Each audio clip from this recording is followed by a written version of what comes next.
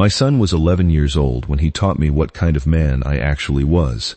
We were in a diner on a Tuesday night, and he looked past me at a woman sitting alone with an empty coffee cup, and he asked me a question I wasn't ready for. "Dad, can she eat with us?" I almost said no. I almost gave the easy answer, the safe answer, the answer that would have let us finish our burgers and go home. Instead, I stood up, and by the time I sat back down, I had no idea that the woman at that table was about to blow open a secret my own family had been keeping from me for 3 years. I didn't know her name yet. I didn't know what she'd seen. I definitely didn't know that in 6 weeks, she'd be the reason I finally found out who'd been stealing from my late wife's trust fund. My name is Daniel Cole. I'm 39. I run a small landscaping company outside Columbus, Ohio, and for the last 3 years it's been just me and my son Micah. My wife Renee died of an aggressive cancer when Micah was 8. Before she got sick, Renee had set up a trust for Micah's college fund, $60,000, put together from her side of the family, meant to sit untouched until he turned 18. The trust was managed by Renee's older brother, my brother-in-law, Kyle Preston. Kyle had always been the golden child in that family, the one with the good job at an insurance firm, the one everyone trusted with paperwork. When Renee was dying, she asked Kyle to be trustee because she said family should handle family money, not strangers. I agreed. I had no reason not to. For 3 years, Kyle sent me a 1-page statement every January. "Balance holding steady," he'd say. "Market's been kind." I never questioned it, because grief does something to a person. It makes you grateful for anyone willing to carry a piece of the load you can't. I trusted Kyle completely. I let him handle it completely. That was my first mistake. We started going to Mason's Diner every Tuesday, Micah and me, because it was the one place that didn't feel haunted by Renee's absence. That particular Tuesday, business had been slow. My back hurt from a full day of installing a retaining wall, and I just wanted meatloaf and quiet. That's when Micah spotted her, a woman alone in the corner booth, maybe 30, in a coat too thin for the weather, turning an empty coffee cup in slow circles like she was trying to make it last. But I had no idea how bad it was about to get. Her name was Sarah Doyle. I found that out after I walked over, after Micah's question sat in my chest like a stone, after I decided that whatever kind of man I was going to be, it wasn't going to be the kind who let his son watch him look away. She joined us. She was quiet, careful, the way people are when kindness has burned them before. But over pie, she mentioned she used to do the books for a small insurance office in town, until she got laid off 8 months ago when the firm restructured. She said the name of the firm, almost as an aside. Preston Financial Group. I set my fork down. "Preston?" I said. "You worked for Kyle Preston?" Her face changed. "You know him?" "He's my brother-in-law," I said. "He manages my son's trust fund." Sarah went very still. Then she said something that split the floor open under me. "Daniel, I did the reconciliations there for 2 years. I got fired the week I flagged an account that didn't match its statements. A trust account. A minor's trust account. Dad, can she eat with us?" That question that started this whole night.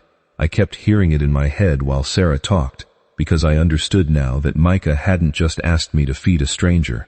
He'd asked me to stop looking away long enough to actually see what was in front of me. And what was in front of me was a woman who might know exactly what had happened to my son's money. Sarah hesitated before she said the rest. "I never got proof. I got fired before I could pull the file. But the numbers on the statements Kyle sends out, they don't match what the custodian account actually shows internally. I saw it once, on his screen, before he closed it fast.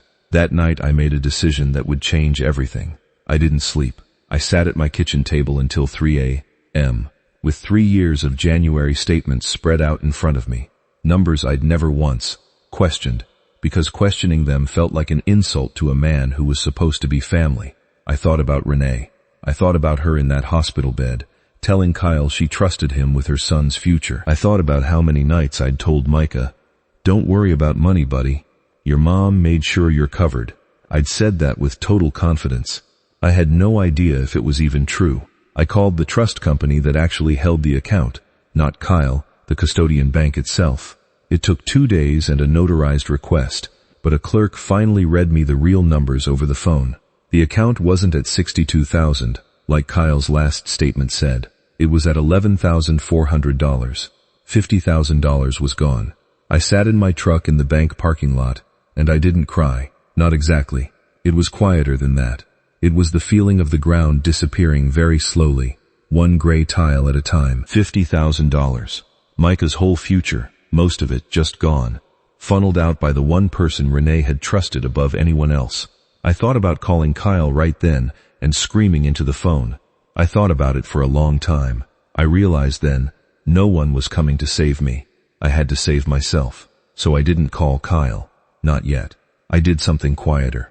I called Sarah first, and I asked her, carefully, if she'd be willing to help me understand what she'd seen, as a paid consultant, not a favor, because I wasn't going to make the same mistake twice of letting someone carry my family's business for free. She said yes, week by week, quietly, methodically. Sarah walked me through how to request the full transaction history from the custodian bank.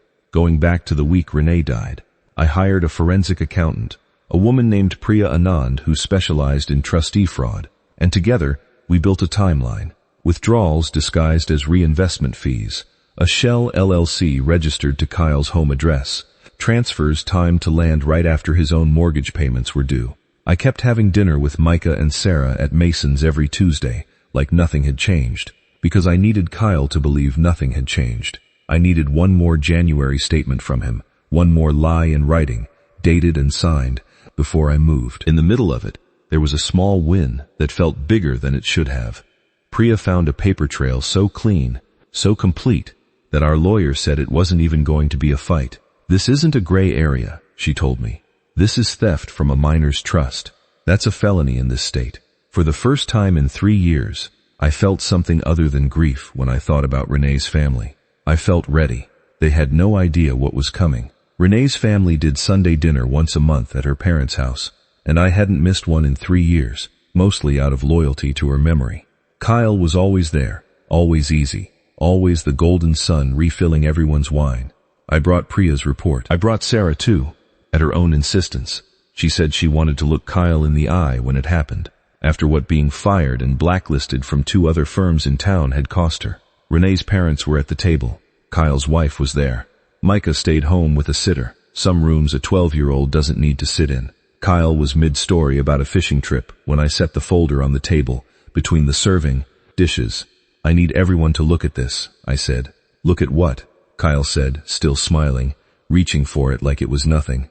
The real balance on Micah's trust, I said. Not the one you sent me in January. The one the custodian bank actually has on file. The smile didn't leave his face right away. That's the part I remember most. How long it took to go. Daniel, I don't know what you think you're looking at, but $50,000. Kyle, I said. Gone. Routed through an LLC with your home address on the filing. Sarah caught it 8 months ago at your office. That's why you fired her. And then the room went completely silent. Renee's mother's fork was still in the air. Kyle's wife had gone white. Kyle looked at Sarah for the first time all night, and whatever he saw in her face, steady, unafraid, done being quiet, took the last of the color out of his. Dad, can she eat with us? Micah had asked me that question on a random Tuesday, because he saw someone sitting alone who deserved a seat. He had no idea he was asking me to let in the one person who could hand me back my son's future. I finally understood the full weight of that night at Mason's. Micah hadn't just asked me to be kind. He'd asked me to stop being blind. I've already filed with the state, I said. Priya's report goes to the DA on Monday. I'm not here to yell at you, Kyle. I'm here because everyone at this table deserves to know exactly who you are before you sit at another one of these dinners. Kyle didn't say anything else that night. He left before dessert. 2 months later, he pled guilty to breach of fiduciary duty and was ordered to repay the full amount with interest, plus a felony conviction that ended his career at the insurance firm for good. Micah's trust is whole again now, restored with court-ordered interest, sitting untouched, the way his mother meant it to. Sarah runs her own small bookkeeping practice these days. Half her clients came from people who heard what she did for us. She still comes to Mason's on Tuesdays, though these days it's less about the booth by the window and more about the 2 people sitting in it. I think about that night a lot. Not the confrontation, but the moment before it. The moment my son asked me a simple question about a stranger's dinner. I used to think being a good father meant keeping my son safe from the world's hard edges. I've learned it actually means teaching him to look straight at them, I didn't get an apology from Kyle. I got something better. I got my son's future back. And I got a reminder that the people worth trusting are rarely the ones who look most trustworthy on paper. Sometimes the smallest kindness is the one that ends up saving you.